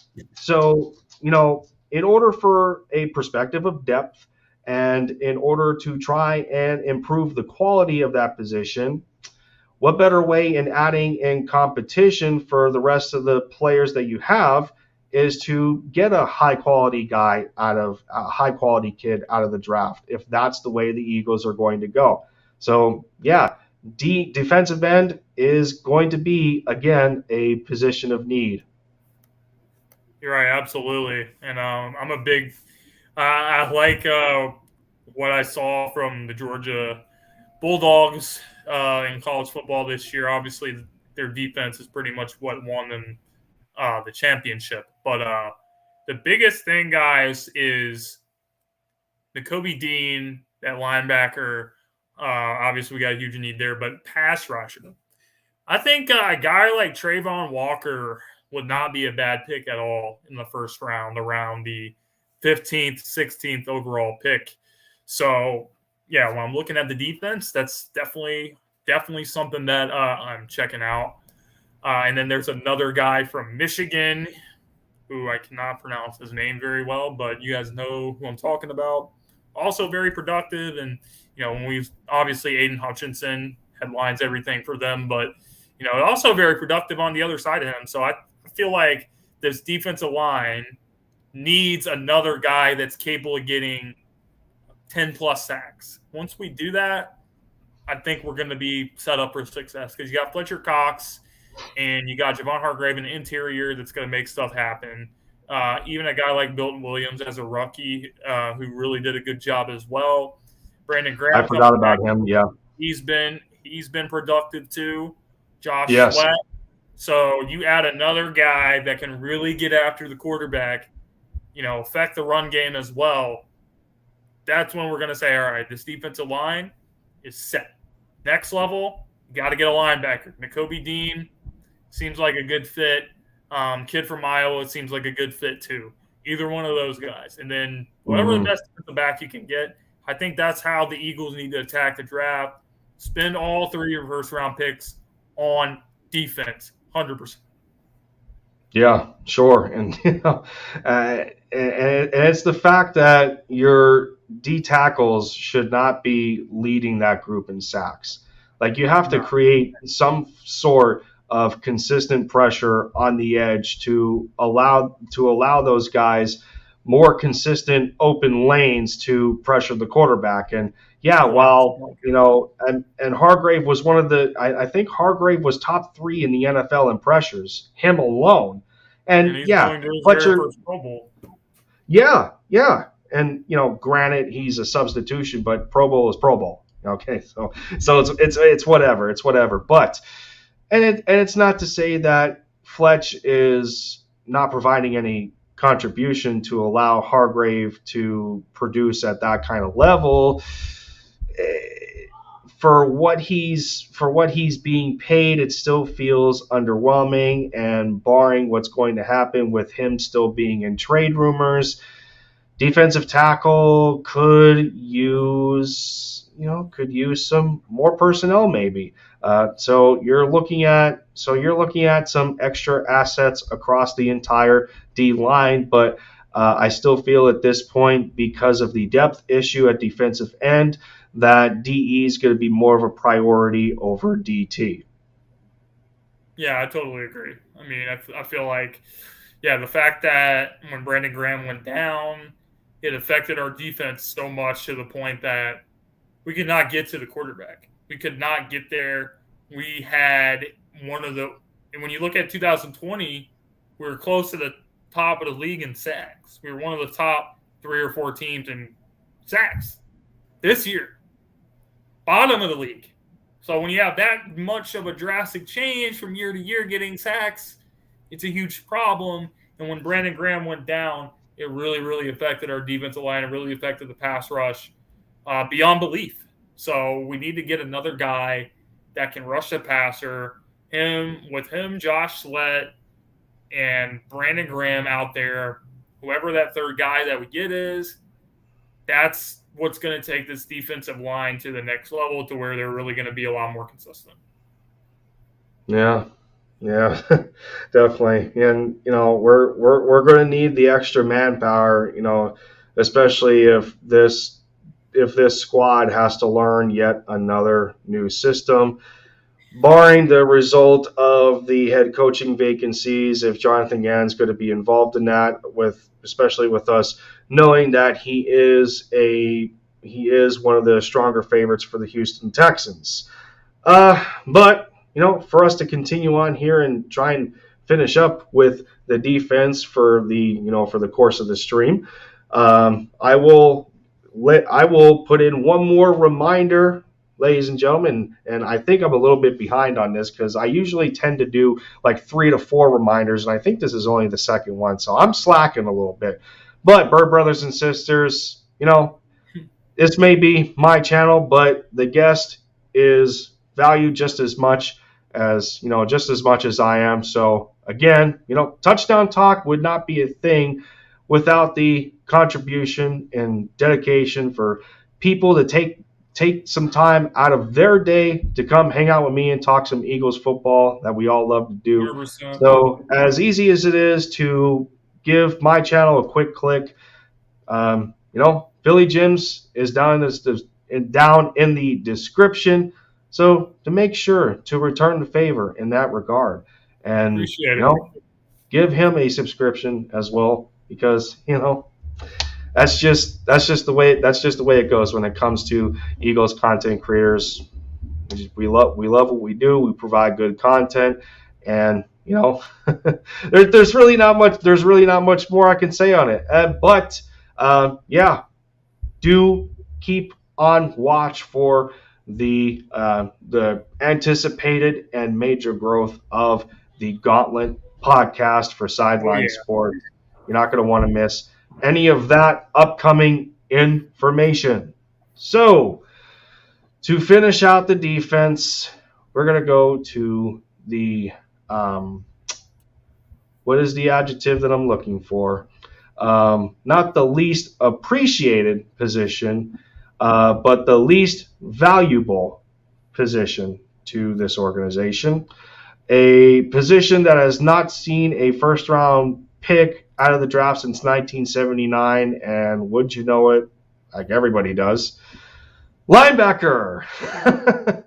And of course, in a draft class that is pretty star-studded, top-heavy, so to speak, with quality linebackers, as we all know, with Nakobe Dean being one of them out of the national champion Georgia Bulldogs.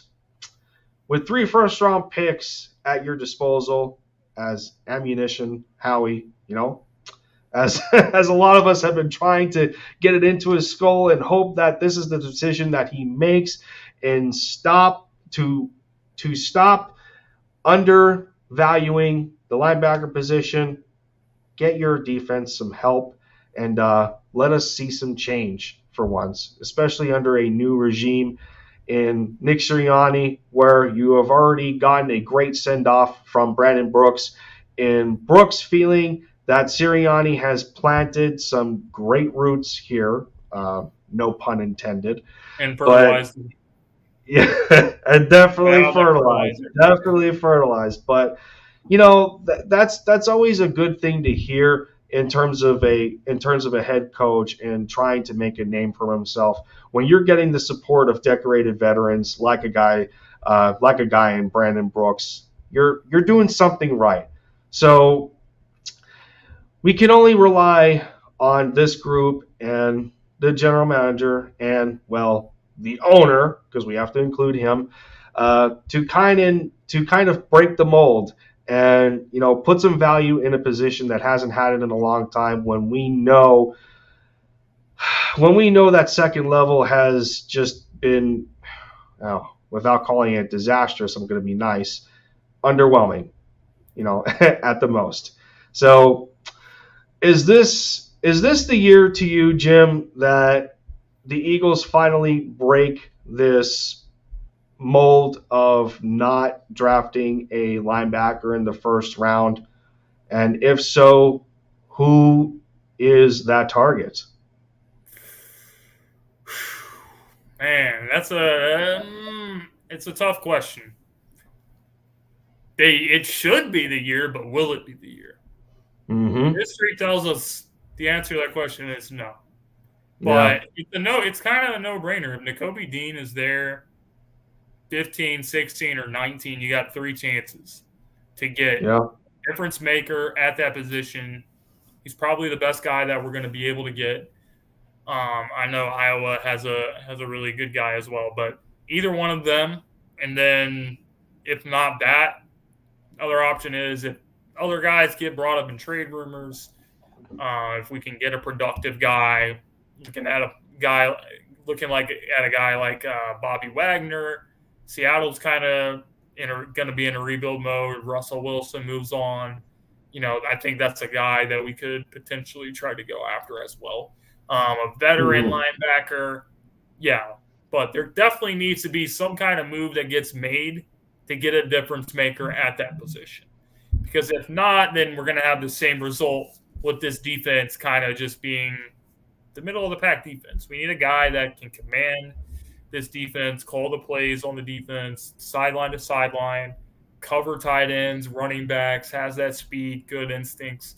And I think that Nakobe Dean has a lot of those traits. So definitely need to go after somebody that's going to make a difference on that side of the ball. Yeah, we so desperately need it. And, the more I looked into it myself, the more I thought about the fact that, and this may be a potential wild card that could affect our motives in going after a linebacker in the first round. There's another team in the NFC East who already has a transcendent-esque linebacker in their core, who is also targeting the same players as the Eagles early in the first round, since this team picks around the same time as the Eagles do.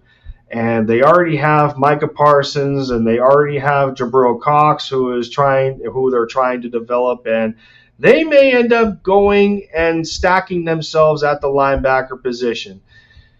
Do you feel that when we get into this draft that, a team like Dallas, who always tries to, be one step ahead of their division rivals, the way we've been able to fleece them in previous years with Dallas Goedert, and, well, they did help us in getting Devontae Smith in agreeing to the trade to hop those sorry, miserable Giants. But do you think they're still going to end up being a influence in terms of us trying to go after one of those top tier linebackers. Um, if Dallas is worried about what we're doing and worrying about what's about one upping us or whatever, they have bigger problems. Because when you look at Yeah. this football team, they have the talent to be at the very best of the NFC, yet they're continuing to lose in the first round every year. So we So think. honestly, if they're focused on what the Eagles are doing, we got to make sure the Eagles don't get into Kobe Dean. Like, what is that really going to do for you guys? They have needs on their team as well.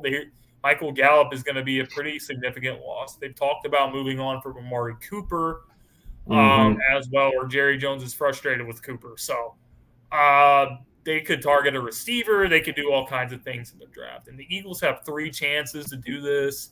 So I think that one of those picks is either going to be a linebacker or one of those first-round picks is going to be traded to another team for a veteran linebacker that's already established. That is what I was going to say. And if Dallas is worried about all that other stuff, then I don't really know what to say. I really don't. Yeah, yeah, I get both sides of the equation there, and I don't know. I still have this funny feeling in the back of my mind that something along those lines is going to happen, and it would put us in a little bit of a pinch, based on how we grade these rookies coming out. But yeah, I mean, Dallas is one of those, Dallas is one of those teams to look out for in regards to that, and while I don't know, man. I mean, their lack of success for almost 3 decades now has massive impact on that, and it is what it is. But yeah, I don't know. I don't know. It's still yet to be seen. It's early, and well, as we approach close to 2 hours, I don't think the secondary position is going to take much thought here.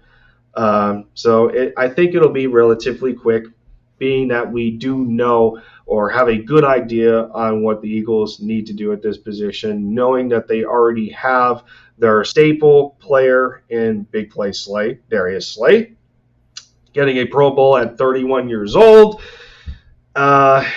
He's worth every bit of an extension that the Eagles are capable of giving him. Now, whether we give him the proper compensation is yet to be determined. But for how he played this year and keeping that secondary in unison, playing pretty productively, despite this defensive coordinator change and trying to work around those growing pains, that's what your veteran guys are supposed to do. Just like we depended on Malcolm Jenkins, just like we depended on Rodney McLeod for a short period of time. Slay was up to the challenge, and he dominated with flying colors. So in terms of keeping him on this team, do what you have to. 2-year, 3-year extension, both make sense. He'll still be playing at a decently high level. The older he gets, he's not going to be a broken down Josh Norman type of guy or any of that. He's still going to get the job done for who Slay is. And Slay's a Pro Bowler right now. So Eagles, do what you must. Get that deal done. It's only fair, and build around him for the time being. So with that said, secondary still needs some help. It's looking like that what's his name, Steven Nelson, is probably not going to be coming back.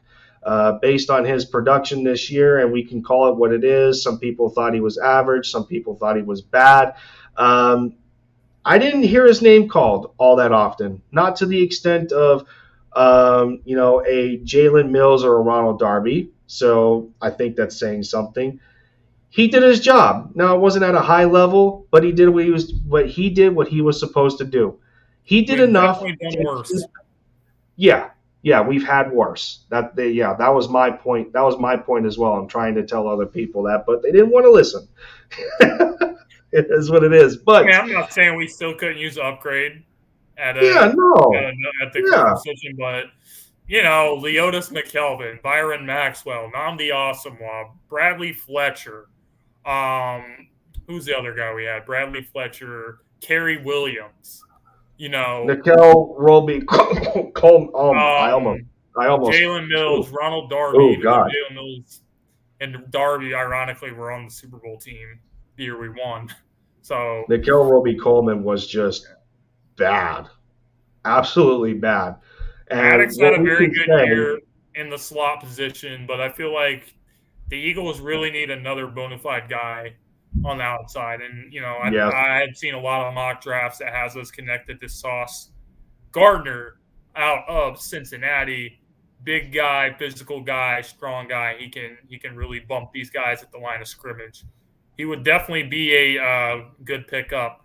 But I have a wild card to throw at you guys right now.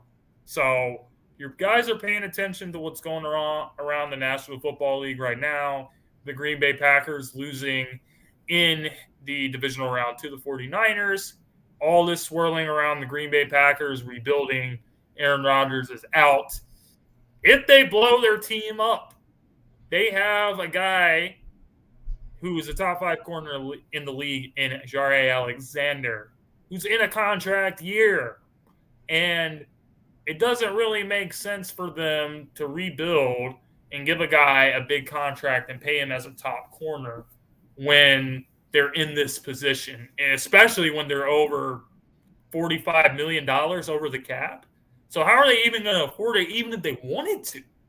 And we can give them a first-round pick for him and kind of, you know, get that second guy along with Slay that's 25 years old, that's going to be the guy that we're able to build around as Slay continues to get older. And we got first rounders, so it makes sense for them, and it makes sense for us. So I know a lot of people are going to be raising eyebrows over that suggestion, but if I was the Eagles and Howie Roseman, I would be all about it, because do you really trust this team to develop at that position? When you look at the secondary, corner and safety, when was the last guy that we had that was a homegrown, you know, bona fide talent, other than someone like Brian Dawkins? Everyone else was, you signed Asante Samuel, and you traded for Darius Slay. You signed Malcolm Jenkins as a free agent. So you really haven't been able to develop that position, not necessarily saying that there's not really good guys that you could draft in the first round at corner, but I really don't trust this team to develop that position. You got a guy that's already a top 5 corner, 25 years old, rebuilding team. It just makes all the sense in the world. yeah, and you know, and to your point, I'm not going to put Denard Wilson under the microscope yet until I see how far along a guy like Zach McPherson comes into play, because we haven't seen a whole lot of him. But at the same time, his preseason highlights or lowlights, whatever you want to call them, he didn't show much, and that's the unfortunate part. But him being under the same secondary coach, and I sure do think that Denard Wilson's an upgrade over Corey Underlin. I think that's very fair to say. You know, but being that this is only 1 year that Denard Wilson has had with this group, you know, I'm not going to be very critical right now. And of course, it always comes down to the depth of that personnel group, and you know. And I can use this to the defense of Corey Underlin if I want, but Malcolm Jenkins was a do-it-all type of safety, so that doesn't necessarily count. Yeah, he can teach some things in regards to the corner position, but Malcolm wasn't a true corner. That's where Denard has a little bit of an advantage when you have a guy like Darius Slay in your roster who's still playing at a high level, you know, as an aging veteran. That's kind of hard to come by. So again, yeah, I mean, I'm still in complete agreement that, if you don't have the answer in the draft, then, you look at a guy like Jair Alexander, who's still, he's still young in this league at 25 years old. That's a 6-year gap between him and Slay. Maddox is still young at 27, and that's one thing that I can also credit Steven Nelson for doing. Steven Nelson was good enough when he was on the field because, I think he missed a game or two due to maybe a concussion or something along those lines, and they had to put Avonte Maddox on the outside, where Avonte was actually okay on the outside. But what Steven Nelson was able to do was to keep Avonte at his natural position, and Avonte was one of the best slots in the NFL. He was good enough to get an extension, and I think that goes to show of the good enough quality of depth of the ones around Avonte that these guys were able to carry out their specific responsibilities. So, with that said, for what we paid for Steven, he was a good pickup, and we have most certainly have had worse at his spot. But we still do need an upgrade at the corner spot, because without corners, also the safeties don't mean anything either. And the problem we have at safety is not only depth, for one, but two, the top two safeties that took up the majority of the snaps last year, they're on expiring contracts. Rodney McLeod, who's going to be about 32 soon, and Anthony Harris, who was brought in to try and bring these guys along in the Minnesota type of defense that Jonathan Gannon wanted to implement, and he's also on an expiring contract. So, with that said, safety is also in dire need. Kayvon Wallace is not in a position to start. Marcus Epps is not in a position to start yet. I think Marcus is developing a little bit better than Kayvon. That's a hot take, I know, but that's how it looks to be, because Kayvon is he's involved in more special team snaps than defensive snaps. So I think that's a little hint as to where the two are in comparison to their development.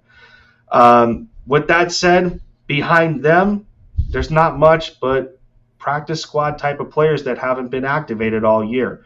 So, as much as we're talking about the desperate need at the linebacker spot, corner is there, but it's not there. It is a need, but it's not as big of a need as the safety position, depending on what we do in free agency and who's available in the draft. So if you ask me, I think safety is more of a need than corner. Yeah, absolutely, man. I mean, you make a good case there with having guys on expiring contracts and everything like that. But we definitely need to add some guys to that position group, whether it's in the draft or free agency. But I think that, the dream come true scenario would be Jesse Bates, who's outstanding, and he's going to hit free agency with the Cincinnati Bengals unless they're going to come to a deal with him. He's probably arguably the best safety in the game right now, but I don't really know what we're going to do, how we're going to attack it, but it either needs to be one of these draft picks that we do have in the first round. We need to get a premium talent. We don't just need to get guys where we just plug them in for a year, like the Anthony Harrises of the world, and then they're gone. We need a guy that's going to come in, be with us, grow with us, get better, develop, and, be a part of this defense for years to come. We don't need to just get it's essentially like putting duct tape on, get a big leak in your roof in your house. I know you just moved into a new house, so you just slap a piece of duct tape on that and, hope it's going to hold up. You keep doing that, it's not always going to work out for you. So that's why I think that we need to go and get a bona fide player at that position and other positions on our defense. Yeah, and I also did forget to mention, we do have another safety, but he was more of a special teams type of leader in his role in Craig James, who eventually came back from injury, but we didn't see him much on the defensive side of the ball, and then more so special teams to carry out his responsibilities at a decently high level. He was always one of the notable players making some plays along with some of the linebackers and what have you. And in terms of the corners, we traded for some, and Tay Gowan and Kerry Vincent Jr. and Josiah Scott. Nobody really stands out from a starter quality perspective, but that's not to say that they can add competition in terms of when OTAs and training camp start to ignite and get going for the offseason in 2022. But yeah, I mean, when you discuss those type of players, do you consider them depth? And the answer is, to me, no, not really. Because I would imagine when you talk about guys in terms of depth meaning that you can plug them in and they're good enough to be a starter to get you through a couple of series without making big time mistakes. And I don't think we have enough of those guys on our roster, to have a consistent defense on a week-to-week basis. I totally agree, man. I mean, you can't just because guys are on the roster, practice squad guys, doesn't mean they're depth. So, I feel like for us to be successful, we're gonna have to add some guys at those positions, and because you kind of saw it get exposed in the last game of the season against the Dallas Cowboys when we played our backups. These guys were horrendous. Obviously they were playing CeeDee Lamb and Amari Cooper, and Dallas playing their starters against their backups. But we saw that if Darius Slay goes down, our whole secondary is going to be screwed. So that's why you need to have guys out there that's capable of getting the job done in case somebody like that does get hurt. Because it is possible with him, kind of getting older, getting into his 30s and whatnot. So you got to have depth back there. Because if guys go down, you don't want to be in that kind of a situation.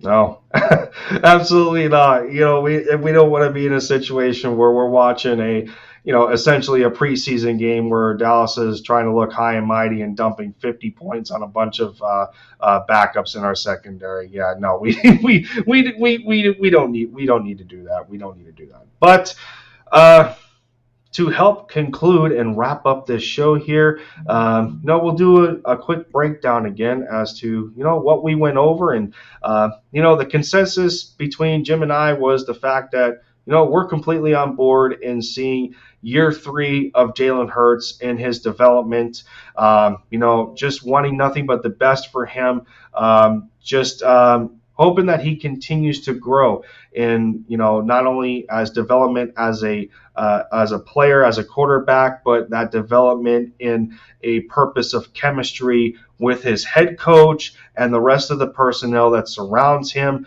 the organization, the front office, doing their part in creating a commitment to wanting him to be the guy to carry us to future success. And the only way they can do that is by investing in the positions to help them along the way. And that'll only give us a better analysis to review how Hurts has looked with better personnel around him. It has not gotten to that point yet, and I think that is fair to conclude in that regard.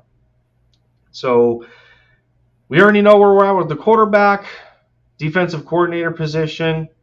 We're both, I think, in agreement that, this may be the end of Gannon. And, for all we know, with him being a good people person, two things can be true here. He may not be a good defensive coordinator, but he could very well be a good head coach.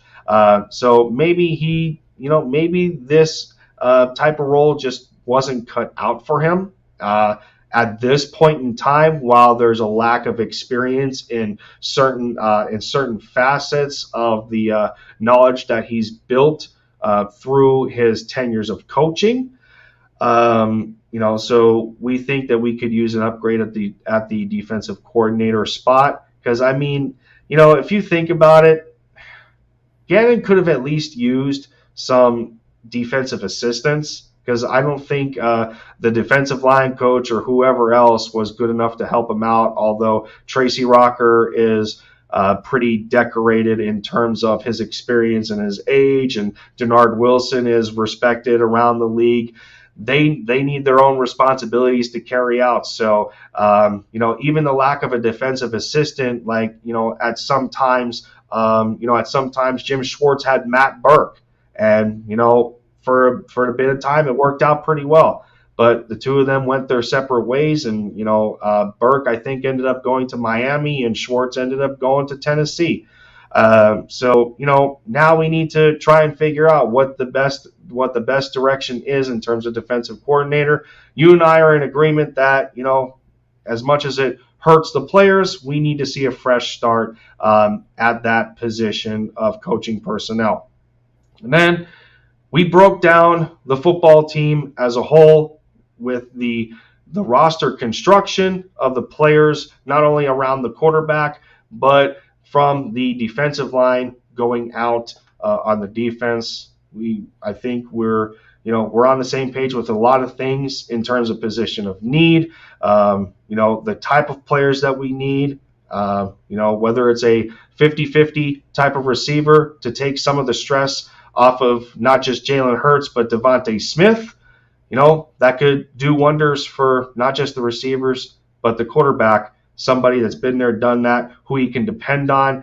And that could also help the quarterback grow. Try and, figure out timing with guys that have, played for either multiple quarterbacks or have been in a system for a long time that resembles a West Coast, to get this guy moving along at a bit of a faster pace. So not just that veteran receiver trusts Hurts, but the rest of the receiving core can trust Hurts, and they're on a better page. So, yeah, there's a big benefit to that. And then in terms of the defensive side, safety, linebacker, defensive end, and one more corner, and we still have free agency to get a lot of these jobs done. But a lot of talking without breath, so it seemed. And, well, the time also displayed that too. We have went over 2 hours and 2 minutes into a pretty good detailed discussion between the two of us, and how we did. It was overdue. It was refreshing. It was refreshing, and it was it was informative. I will say that. I think we did a good enough job. Not to pat ourselves on the back with that, but it's an A and B conversation. We're doing it anyway. Yeah. It's an A and B conversation, and we're just recording it so other people can hear what we're talking about. That's how it works. But because we respect those who are watching the program, that's where the support comes in. So yeah, that is going to finally do it, ladies and gentlemen, Bird brothers and sisters, for episode 8 of Touchdown Talk with myself, Lindy Endzone, for the touchdown. You already know the deal. Taking the lead for the Eagles, one video or one stream at a time. And I couldn't have done it this time without a teammate either me throwing him the football or vice versa. Philly Jim coming in support to getting the win in another successful stream. Couldn't have done it without you. But of course, because of that fact, do not be afraid to give his channel a quick click. Check it out. See what he's got going on over there. The gauntlet is about to go to new heights through Sideline Sports, which will not only elevate that podcast, but it will elevate him as a whole through the channel and everything else that comes with it. So as much as you support me, and well, Jim has a lot more support than I do, so to speak. But yeah, man, it goes both ways. It goes both ways, and be sure to give him that kind of support if you haven't done so. So for now, that is it. Before I continue to hold the floor here, the floor is now yours, Jim. You can close us out if you want.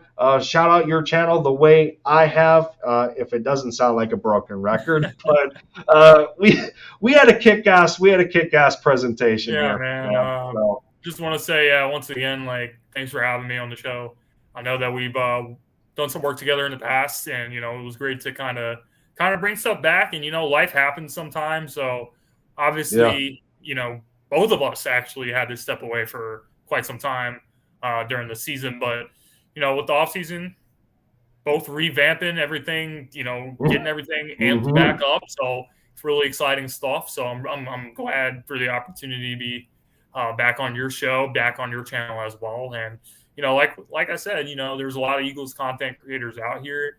I had a lot of guys in the chat tonight, Bird Gang and Joey Shakes and Uncensored, a Big Play Slay, and the list goes on. But it's great to see that no matter what happens, we're always supporting each other and having each other's back. And, that's something that's not going to change.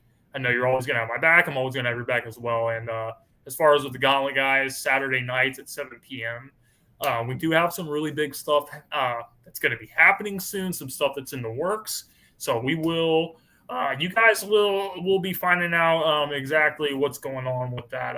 Hopefully in the next coming days, because I have something big happening possibly this week. So I'm honored to be here, honored to be on the show, and I can't wait to work with you guys, work with you again, Lindy, in the future. Yeah. Big thanks, big thanks as always, Jim. You already know, and we still, outside of the channels, we try to keep tabs with each other as we, as much as we possibly can. We know life gets in the way and yada yada. But if I can say anything to close this out is, and of course as content creators for the Eagles, we're not any different in specialty as other supporters of their teams and whatnot. But the amazing part with what we do and the community that we have built amongst each other is, even though there's a small spotlight, we're not afraid to share it amongst everybody that's involved in this community. And I think that's the most important. To be a part of. Yeah, and I think that's the most important thing in what makes a network, so to speak. It's kind of hard to talk about us as a network since we're all doing our own thing, but that network, that bond, that's hard to come by. So,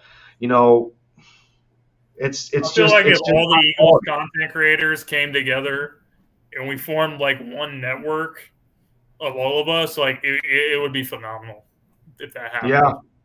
Yeah. I think it definitely would.